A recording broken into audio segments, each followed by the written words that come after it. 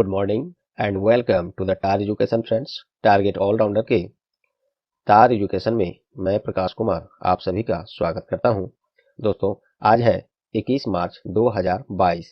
क्योंकि होली के कारण पिछले दो क्लास नहीं हो पाए हैं, तो आज हम लोग 19 तारीख से अभी तक के सभी महत्वपूर्ण करंट अफेयर्स इस क्लास में देखेंगे। साथ में देखेंगे ये सभी एक्स्ट्रा फैक्ट्स जो आपको औरों से आगे रखेगा। इस क्लास का पीडीएफ आप टार एजुकेशन के इन सभी सोशल मीडिया प्लेटफॉर्म्स और साथ ही टार एजुकेशन की वेबसाइट से विजिट करके पीडीएफ और अन्य बहुत सारे स्टडी मटेरियल प्राप्त कर सकते हैं। सभी का लिंक नीचे डिस्क्रिप्शन बॉक्स में दिया हुआ है।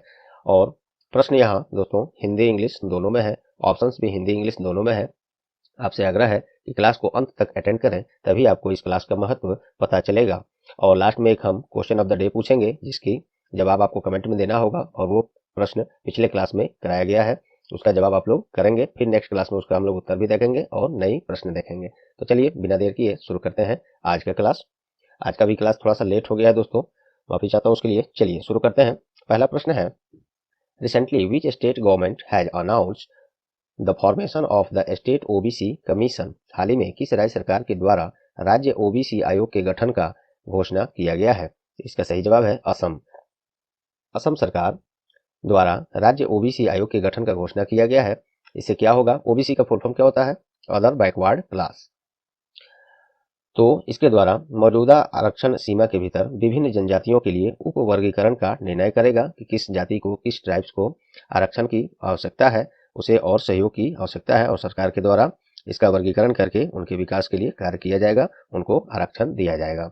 असम सरकार का है ये राज्य ओबीसी आयोग का गठन का घोषणा। तो देखते हैं उसके बारे में। असम राज्य का स्थापना कब हुआ? तो एक्चुअली में भारत का संघटक राज्य के रूप में अर्थात कंस्टिट्यूएंट स्टेट ऑफ इंडिया के रूप में इसे 15 अगस्त 1947 को माना गया। और कंट्री स्टेटहुड अर्थात भारतीय राज्य का दर्जा इसको कब मिला? 26 जनवरी 1950 में। असम की राजधानी दिसपुर है। मुख्यमंत्री हेमंत बिस्वा शर्मा है और राज्यपाल कौन है? प्रोफेसर जगदीश मुखी। ये तो रहे एक्स्ट्रा फैक्ट्स। चलिए अब इसमें देखते हैं हम लोग ऑप्शन से इसी तरह के इसी प्रश्न पर आधारित ऑप्शन से कुछ ऐसे महत्वपूर्ण करंट अफेयर्स जो इस प्रश्न पर आधारित है और काफी महत्वपूर्ण है, आपके आगामी परीक्षा के लिए महत्वपूर्ण होगा। ध्यान से सुनिए। उड़ीसा राज्य की न्यूज में है। तो हाल ही में उड़ीसा सरकार के द्वारा मुख्यमंत्री वायु स्वास्थ्य सेवा योजना शुरू किया गया था। मुख्यमंत्री वायु स्वास्थ्य सेवा योजना ये क्या है? ये ऐसा एक योजना है जिसमें जैसे कि मान लीजिए किसी क्षेत्र में काफी ऐसे रूरल एरिया हैं या जहाँ पे अभी भी ट्रांसपोर्ट की सुविधा नहीं है, रोड की सुविधा वैसी नहीं है जैसी होनी चाहिए, और वहाँ पे कोई बीमार पड़ जाता है और उसको ऐसी क्रिटिकल सिचुएशन में है जिससे कि तत्काल अतिशीघ्र एक्सपर्ट डॉक्टर्स की टीम की जरूरत है, इलाज की जरूरत है। तो वहाँ पे उसको दूसरा जगह नहीं जाना है, डायरेक्ट क्या होगा, इस योजना के तहत सरकार की तरफ से डॉक्टर की टीम वायुयान से, हवाई क्षेत्र से पहुंचकर उसका इलाज करेंगे। मुख्यमंत्री वायु स्वास्थ्य योजना बहुत अच्छी योजना है उड़ीसा सरकार का। उड़ीसा राज्य के बारे में जान लेते हैं। उड़ीसा की राजधानी कहाँ है? तो भुवनेश्वर है। और उड़ीसा के मुख्यमंत्री अभी कौन है? तो अभी नवीन पटनायक है। और प्रोफेसर ये राज्यपाल कौन है? तो गणेशी लाल है। तो ये सभी फैक्ट्स याद रखेंगे।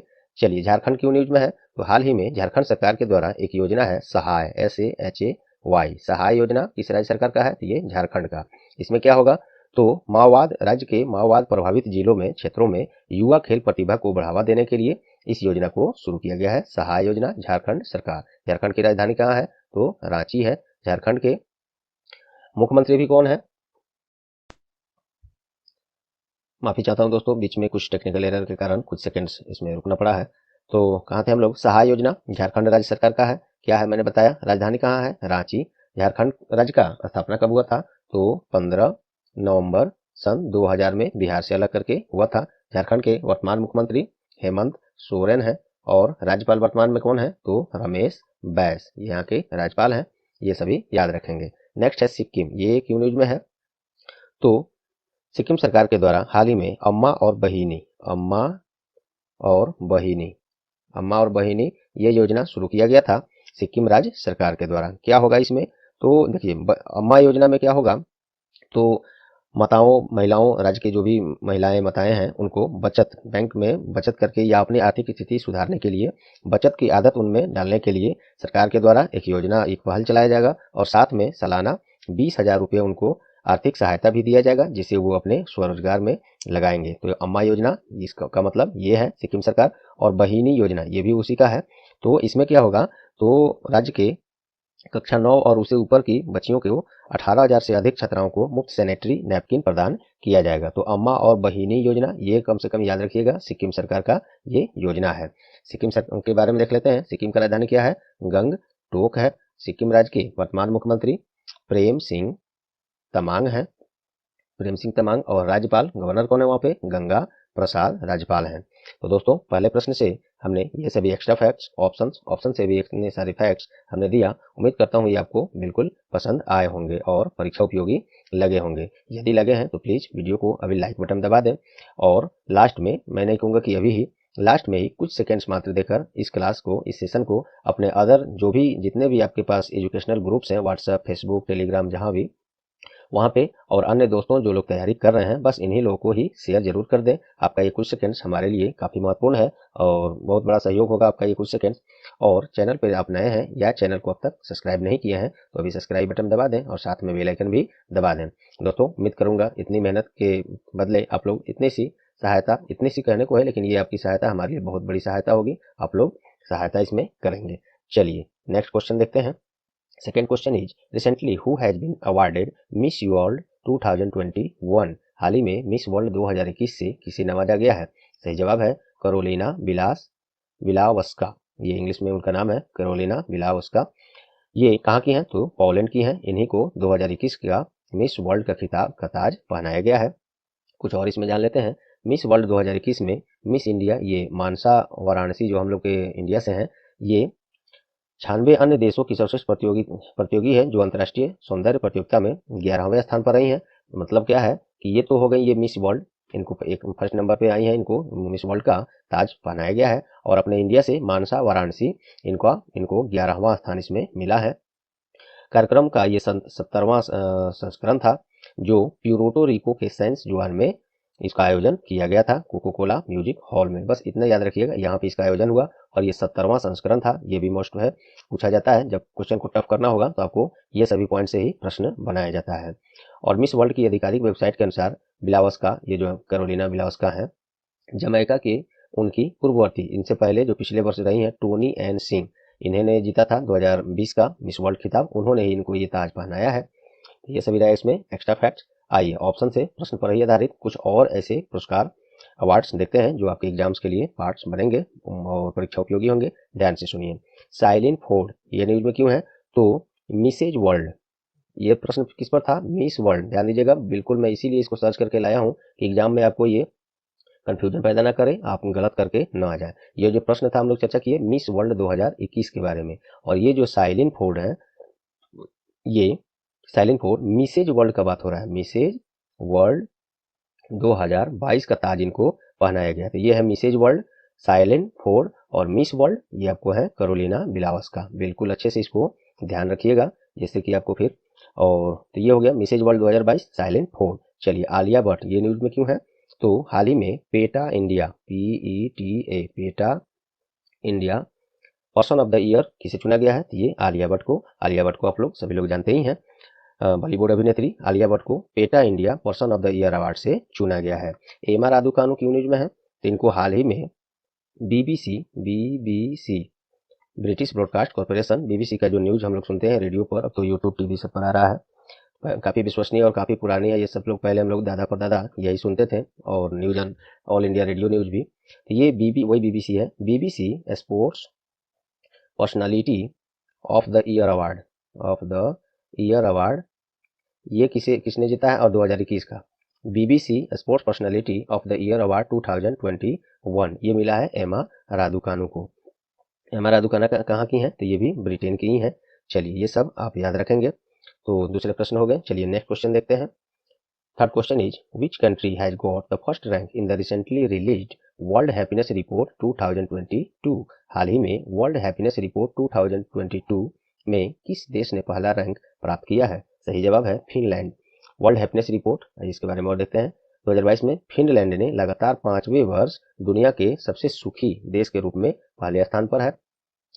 वर्ल्ड हैप्पीनेस रिपोर्ट में पहले स्थान पर फिनलैंड, और ये लगातार 5वें वर्ष पहले स्थान पर है। पहले स्थान पर होने का क्या मतलब है, वो विश्व का सबसे सुखी और खुशहाल देश बना हुआ है। अब मोस्ट इंपोर्टेंट ये देखते हैं, इसी में वर्ल्ड हैप्पीनेस रिपोर्ट 2022 में भारत का क्या रैंक है, 136वां स्थान भारत का है, इसको याद रखिएगा। टॉप 5 में कौन कौन देश है, तो देखिए डेनमार्क, आइसलैंड, स्विट्जरलैंड, नीदरलैंड, शीर्ष 5 देशों में ये राष्ट्र हैं। और सबसे अंतिम में बात किया जाए, जिसको आप लोग अपनी भाषा में नीचे से टॉप करना कहते हैं, तो अफगानिस्तान इसमें 146वें स्थान पर है, जो दुनिया का सबसे दुखी देश रहा है इस सूची में। मोस्ट इंपोर्टेंट क्वेश्चन है ये दोस्तों, इसको मैंने जो भी बताया उम्मीद करता हूँ आप लोग इसको याद रखेंगे और नोट रखेंगे। चलिए ऑप्शन से देखते हैं इसी तरह के रैंकिंग, काफी महत्वपूर्ण, अब तक आपको समझ में आ ही गया होगा प्रश्न पर आधारित मैं जो ऑप्शन दे रहा हूँ कितने महत्वपूर्ण है और उससे संबंधित है। चलिए रसिया न्यूज में क्यों है, रूस, वर्ल्ड एंटी डोपिंग एजेंसी वाडा, WADA, world anti doping agency द्वारा डोप उल्लंघनकर्ताओं की सूची में रूस क्या है, पहले स्थान पर है। और इसमें भारत की बात करें तो भारत इसमें तीसरा स्थान पर है, थर्ड स्थान पे। वाडा के वर्ल्ड एंटी डोपिंग एजेंसी द्वारा डोप उल्लंघनकर्ताओं की सूची में भारत तीसरे स्थान पर और रसिया पहले स्थान पर। क्या है वाडा, तो साधारण भाषा में, अपने भाषा में बात करूं जिससे आपको समझ में आ जाए, तो अंतर्राष्ट्रीय स्तर पर जितने भी खेल होते हैं उसमें प्लेयर्स को अब क्या होता है, इस डोपिंग टेस्ट से गुजरना होता है, और वो डोपिंग टेस्ट ये वाडा ही कराता है अंतर्राष्ट्रीय स्तर पर। और उसमें कुछ ऐसी प्रतिबंधित दवाएं, वाइन, टॉक्सिक्स, कुछ मटेरियल ऐसे जो भी प्रतिबंधित हैं जिसे को लेकर खेलना नहीं है, और खेल से बहुत पहले और खेल के बाद भी, तो उस तरह का अगर कोई सेवन करता है और डोपिंग टेस्ट में पकड़ा जाता है तो उसको उस खेल से प्रतिबंधित कर दिया जाता है कुछ साल के लिए या वर्तमान खेल के लिए। तो यही है वाडा। और इसी से संबंधित एक और चीज मैं बता दूं, ये तो है वाडा, एक होता है नाडा, NADA, यहाँ पे था वर्ल्ड एंटी डोपिंग एजेंसी, और ये है नेशनल एंटी डोपिंग एजेंसी, ये अपने भारत में काम करता है। ठीक वही काम करता है जो वाडा करता है, वो नाडा भी करता है, लेकिन ये अपने केवल इंडिया में इंडियन प्लेयर्स के लिए करता है। तो उम्मीद करता हूँ ये आप लोग समझ पाए हैं। वाडा के बारे में थोड़ा सा और बता दूं क्योंकि याद है मुझे, अच्छा लग रहा है बताते हुए। 10 नवंबर 1999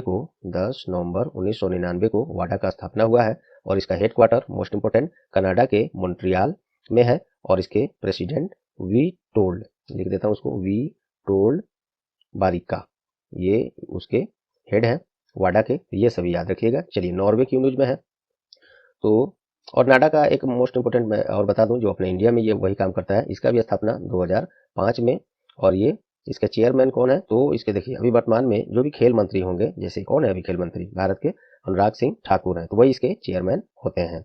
और मोस्ट इंपोर्टेंट नाडा का जो अपना इंडिया में है, इसका अभी ब्रांड एम्बेसडर कौन है, तो अभिनेता सुनील सेठी इसके अभी ब्रांड एम्बेसडर है। तो उम्मीद करता हूँ ये आपको बहुत कुछ मैंने यहाँ पे दिया, ध्यान से सुने होइएगा, अगर थोड़ा सा रिपीट करके आप सुन लें, थोड़ा सा अगर दिक्कत हो तो क्लियर हो जाएगा और याद हो जाएगा। नॉर्वे की न्यूज में है दोस्तों, तो ये हाल ही में इंटेलिजेंस इकोनॉमिस्ट, फिर से सुन लीजिए, इकोनॉमिस्ट इंटेलिजेंस यूनिट के द्वारा जारी डेमोक्रेसी इंडेक्स 2021 जारी किया गया है, उसमें नॉर्वे पहले स्थान पर है। और बात करें इसी में डेमोक्रेसी इंडेक्स 2021 में भारत का, तो भारत क्या है, 46वें स्थान पर है। मोस्ट इंपोर्टेंट याद रखेंगे। चलिए इंडिया, ये न्यूज में क्यों है, किसमें है, तो इंडिया अभी हाल ही में देखिए निशानेबाजी खेल महासंघ, जिसे ISSF कहते हैं, वो लिख ही देता हूँ मैं, ISSF वर्ल्ड कप, विश्व कप कहिए या हिंदी में वो विश्व कप कहिए, तो world cup 2022, ISSF world cup 2022 में भारत पहले स्थान पर रहा है, जिसमें 4 स्वर्ण और 2 रजत, 1 कांस्य सहित कुल 7 पदकों के साथ भारत पहले स्थान पर रहा है ISSF वर्ल्ड कप 2022 में। और इसमें दूसरे स्थान पर नॉर्वे, फ्रांस तीसरे स्थान पर रहा है। तो ये सभी याद रखेंगे तीसरे प्रश्न से। Next question is, on which day world sparrow day has been observed recently, हाल ही में विश्व गौरैया दिवस कब मनाया गया है, सही जवाब है 20 मार्च को। विश्व गौरैया दिवस का विषय क्या है 2022 में, थीम क्या है, तो आई लव स्पैरो, ये इसका थीम है। मोस्ट इंपोर्टेंट ये आ सकता है, छोटा सा थीम है। तो 20 मार्च को ये आम घरेलू गौरैयों के संरक्षण के बारे में जागरूकता बढ़ाने के लिए विश्व गौरैया दिवस मनाया जाता है, जो आजकल शहरीकरण और उच्च प्रदूषण के स्तर बढ़ने से ग्लोबल वार्मिंग के कारण ये इनका नुकसान हो रहा है, धीरे धीरे विलुप्त हो रही हैं। पहले अक्सर देखते होंगे आप लोग भी घर में, काफी अच्छा लगता है, सुबह में, शाम में, दिन में ये आवाज घूमती फिरती हैं साथ में, तो अब लेकिन वैसा बहुत कम दिख रहा है। तो इसी से निजात के लिए, अवेयरनेस बढ़ाने के लिए प्रत्येक वर्ष 20 मार्च को विश्व गौरैया दिवस मनाया जाता है। विश्व गौरैया दिवस पहली बार 2010 में मनाया गया था, कभी अगर पूछा जाए आपसे प्रश्न में तो याद रखिएगा। अब चलिए ऑप्शन से कुछ महत्वपूर्ण डेज हम लोग यहाँ से चर्चा करते हैं। 10 मार्च को क्या हुआ, तो हाल ही में 10 मार्च को world kidney day, world kidney day मनाया गया है। कब, 10 मार्च को। हिंदी में इसको विश्व गुर्दा दिवस भी कह सकते हैं। वर्ल्ड किडनी डे 10 मार्च को। और इसका थीम क्या था, छोटा सा ये भी है, ये भी एग्जाम्स में आपके ज़्यादा चांसेज हैं। तो इसका वर्ल्ड किडनी डे का थीम है इस बार kidney health for all, kidney health for all, ये आप याद रख सकते हैं इसका थीम। चलिए 14 मार्च को क्या हुआ, तो हाल ही में इंटरनेशनल मैथमेटिक्स डे या अंतर्राष्ट्रीय गणित दिवस कहिए, या एक और उसी दिन है पाई डे। पाई वही जो मैथ में हम लोग यूज करते हैं, पाई ये वाला, पाई का वैल्यू कितना होता है 3.141 होता है, एक पाई बराबर। तो ये इंटरनेशनल मैथमेटिक्स डे या पाई डे और या अंतर्राष्ट्रीय मैथमेटिक्स या गणित दिवस कहिए, तो ये 14 मार्च को मनाया जाता है। 8 मार्च को क्या होगा, बिल्कुल सभी लोग को याद होगा, लेकिन इसको लाने का मकसद इसमें हमको थीम के बारे में बताना था। 8 मार्च को सभी जानते हैं अंतर्राष्ट्रीय महिला दिवस मनाया गया है 8 मार्च को। और इसका थीम क्या रहा था, तो gender equality today for a sustainable tomorrow, ये इसका थीम रहा था। चलिए दोस्तों, अभी कल भी लेट हो गया था, तो कल जो है संडे था, तो उसमें हम लोग ये वीकली करंट अफेयर्स क्लास भी लाते हैं, जो कि कल नहीं आ पाया है। तो अभी इस क्लास के जस्ट बाद अभी वीकली करंट अफेयर्स भी कराना है। और इस क्लास में अभी नीचे बहुत सारे क्वेश्चन है, क्योंकि 3 दिन का करंट अफेयर है, ये क्लास है। प्रश्न अभी बहुत अच्छे अच्छे लिस्टेड हैं, आप बने रहिए। यहाँ से हम लोग एक्स्ट्रा फैक्ट के साथ फटाफट अंदाज में देख लेते हैं, क्योंकि ऊपर में MCQs हम ये फिट किए थे 4 ही प्रश्न में, बाकी मोस्ट इंपोर्टेंट बहुत अभी प्रश्न है, आप बने रहें, इसको हम लोग देख लेते हैं। चलिए, where has the 35th Suraj Kund international craft mela been inaugurated, 35वें सूरज कुंड अंतर्राष्ट्रीय शिल्प मेला का उद्घाटन कहाँ किया गया है, तो ये फरीदाबाद। फरीदाबाद कहाँ है, हरियाणा में है फरीदाबाद। वहीं पर 19 मार्च से 4 अप्रैल तक के लिए 35वें सूरज कुंड अंतर्राष्ट्रीय शिल्प मेला का उद्घाटन किया गया है। मोस्ट इंपोर्टेंट इसमें क्या है, तो इस बार 35वां सूरज कुंड अंतर्राष्ट्रीय शिल्प मेला का थीम स्टेट क्या है, राज्य कौन सा है, तो जम्मू कश्मीर को थीम स्टेट रखा गया है। और हरियाणा में है, तो देखिए हरियाणा के बारे में, हरियाणा की राजधानी चंडीगढ़ है, मुख्यमंत्री मनोहर लाल खट्टर है, और राज्यपाल कौन है, बंडारू दत्तात्रेय। चलिए नेक्स्ट देखते हैं, इन विच स्टेट डोल उत्सव हैज बीन सेलिब्रेटेड रिसेंटली, हाल ही में किस राज्य में डोल उत्सव मनाया गया है, तो ये पश्चिम बंगाल में मनाया गया है। तो ये एक्चुअली रंगों का त्यौहार ही है ये, जिसे मुख्य रूप से डोल उत्सव कहा जाता है पश्चिम बंगाल में, और इसी नाम से मनाया जाता है। डोल उत्सव सांस्कृतिक कार्यक्रमों के माध्यम से बसंत ऋतु की शुरुआत का प्रतीक भी है, ये भी याद रखिएगा। पश्चिम बंगाल का ये उत्सव है, तो राजधानी उसका कोलकाता। स्थापना 26 जनवरी 1950 को। मुख्यमंत्री ममता बनर्जी हैं, इन्हें दीदी के नाम से भी वहाँ के लोग जानते हैं। राज्यपाल कौन है, जगदीप धनखड़। नेक्स्ट देखिए, हाल ही में रिसर्च प्लेटफॉर्म हुरून द्वारा जारी ग्लोबल रीच लिस्ट रिपोर्ट के अनुसार कौन एशिया का सबसे धनी व्यक्ति बना हुआ है, तो ये अपने ही देश से हैं, मुकेश अंबानी। रिलायंस इंडस्ट्री के मालिक chairman Mukesh Ambani 103 billion dollars की संपत्ति के साथ एशिया के सबसे धनी व्यक्ति बने हुए हैं। और इसी में ग्लोबल रीच लिस्ट रिपोर्ट के अनुसार अदानी ग्रुप के चेयरमैन जो हैं कौन है, गौतम अडानी। ये भारत के दूसरे सबसे धनी व्यक्ति और सबसे तेज गति से धनी बनने वाले की सूची में बने हुए हैं, तो ये भी याद रख सकते हैं। देखिए हुरून जो है भारत, चीन, France, UK, USA, Australia, Japan, Canada, Luxembourg में उपस्थिति के साथ 1998 में लंदन में स्थापना हुआ था इसका। हुरून जो एनालाइज करता है इसको, एक प्रमुख शोध और लग्जरी प्रकाशन और कार्यक्रम समूह है, यही ये सब जारी करता है। तो उम्मीद करता हूँ इसको आप याद रखेंगे। एशिया का सबसे धनी व्यक्ति अभी हैं मुकेश अंबानी, हुरून ये जो रिसर्च किया है इसके द्वारा, Hurun global reach list report के अनुसार। नेक्स्ट है, उसी प्रश्न पर आधारित है, मैं उसको उसी में डाल देता तो थोड़ा ज़्यादा होच-पोच हो जाता, इसको मैं अलग कर दिया हूँ। देखिए वो था कि एशिया के सबसे धनी व्यक्ति कौन बने हैं, तो मुकेश अंबानी, रिलायंस इंडस्ट्रीज के मालिक। अब ये प्रश्न है, वो तो एशिया पर था, अब है विश्व स्तर पर। इसी हुरून द्वारा ग्लोबल रीच लिस्ट रिपोर्ट के अनुसार कौन दुनिया का सबसे धनी व्यक्ति है, ये था एशिया वाला, और यह है दुनिया का सबसे धनी व्यक्ति, तो ये है एलोन मस्क। वर्तमान में एलोन मस्क कौन है, तो वो अमेरिकी अंतरिक्ष एजेंसी है एक प्राइवेट, स्पेस एक्स, और टेस्ला मोटर के मालिक, संस्थापक, CEO सब वही है, एलोन मस्क। ये 205 बिलियन संपत्ति के साथ दुनिया के सबसे धनी व्यक्ति बने हुए हैं। और इसी सूची में ई-कॉमर्स कंपनी जो अमेजन है, उसके CEO जेफ बेजोस, जो कि ये भी कई बार दुनिया के सबसे धनी व्यक्तियों में रह चुके हैं इनसे पहले। तो जेफ बेजोस 188 बिलियन डॉलर संपत्ति के साथ दूसरे स्थान पर है, ये भी याद रख सकते हैं।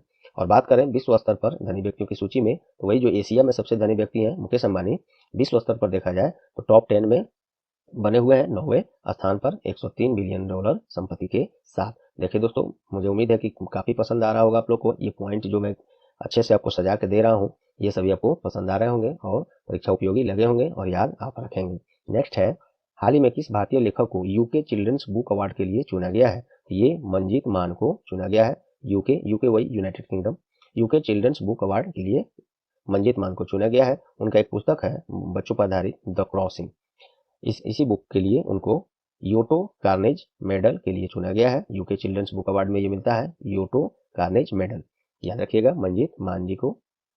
चलिए नेक्स्ट है, in which country Mahatma Gandhi green triangle has been inaugurated recently? हाल ही में किस देश में महात्मा गांधी ग्रीन ट्रायंगल का उद्घाटन किया गया है? तो ये मेडागास्कर में किया गया है। मेडागास्कर की राजधानी एंटानानारिवो में आज़ादी के अमृत महोत्सव जो हम लोग अभी मना रहे हैं, सालों भर मनाया जा रहा है भारत में, इसी के रूप में महात्मा गांधी ग्रीन ट्रायंगल का उद्घाटन किया गया है। ये मेडागास्कर की राजधानी एंटानारिवो में, और ये महात्मा गांधी के नाम पर ही आधारित है। चलिए मेडागास्कर में है तो ये देख लेते हैं, मेडागास्कर की राजधानी वही है एंटानारिवो, और मुद्रा है मालागासी एरियरी। ये थोड़ा सा अजीब है नाम, लेकिन याद रखना होगा, न्यूज में है तो आपको हो सकता है यही पूछ लिया जाए। चलिए नेक्स्ट देखते हैं, हाल ही में स्वदेश निर्मित भारतीय तटरक्षक बल का कौन सा पोत गोवा में अनावरण किया गया है? इसका नाम है सक्षम। सक्षम का ये 5वां ऐसा है पोत है इस तरह का जो गोवा में अभी हाल ही में कमीशन किया गया है, अनावरण किया गया। किनके द्वारा? तो अभी वर्तमान में रक्षा सचिव कौन है? मोस्ट इंपोर्टेंट अजय कुमार द्वारा इसका अनावरण किया गया है। चलिए अजय कुमार से संबंधित एक और बात बता दूं, ये तो रक्षा सचिव है अजय कुमार। चलिए बताइए अभी गृह सचिव कौन है? तो ठीक इन्हीं के नाम पर है उनका भी, वो भी है अजय कुमार के साथ भल्ला लगा दीजिए, भल्ला। अजय कुमार गृह सचिव है, और केवल अब अजय कुमार की बात की जाए तो ये रक्षा सचिव हो जाएंगे। चलिए इंडियन कोस्ट गार्ड भारतीय तटरक्षक बल, इसका स्थापना 1 फरवरी 1977 में ICG डे अर्थात भारतीय तटरक्षक दिवस बल दिवस कब मनाते हैं? 1 फरवरी को मनाते हैं। महानिदेशक इसके VS पठानिया हैं जो 24वें क्रम के हैं, और इसका मुख्यालय नई दिल्ली में है। उम्मीद करता हूँ दोस्तों पसंद आ रहा होगा, अगर आ रहा है तो प्लीज़ अभी लाइक बटन जो लोग भी नहीं दबाए हैं लाइक बटन दबा दें, और लास्ट में इस सेशन को अपने अन्य एजुकेशनल ग्रुप्स और दोस्तों में जरूर शेयर करें। हाँ वहीं पे जो लोग तैयारी कर रहे हैं बस उसे ही ग्रुप और वैसे ही दोस्त अदर जगह शेयर करने की कोई आवश्यकता नहीं है।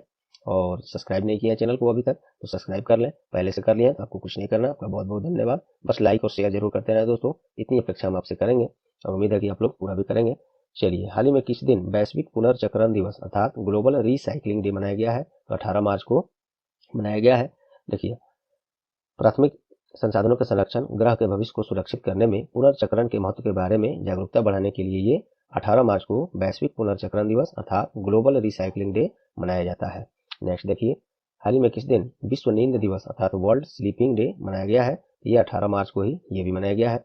हर साल 2008 से ही इस बसंत ऋतु से पहले इसको मनाया जाता है, और यह चिकित्सा पेशेवरों को एक समूह द्वारा शुरू किया गया था, और इसका मुख्य उद्देश्य अच्छी नींद की आदतों के महत्व के बारे में लोगों को समझाना, क्योंकि अगर बहुत ज़्यादा कम अगर नींद लिया जाता है तो वो भी एक बहुत बड़ी बीमारी शरीर में पैदा कर देती है। तो पर्याप्त नींद भी जरूरी है दोस्तों। आप लोग भी पढ़ाई करें, आप लोग तो बहुत कम सोते होंगे मुझे उम्मीद है, लेकिन एवरेज 5 से 6 घंटा तो जरूर सोना चाहिए, और किसी एक दिन समय निकाल के थोड़ा 7-8 घंटा भी दबा दीजिए तो चलेगा।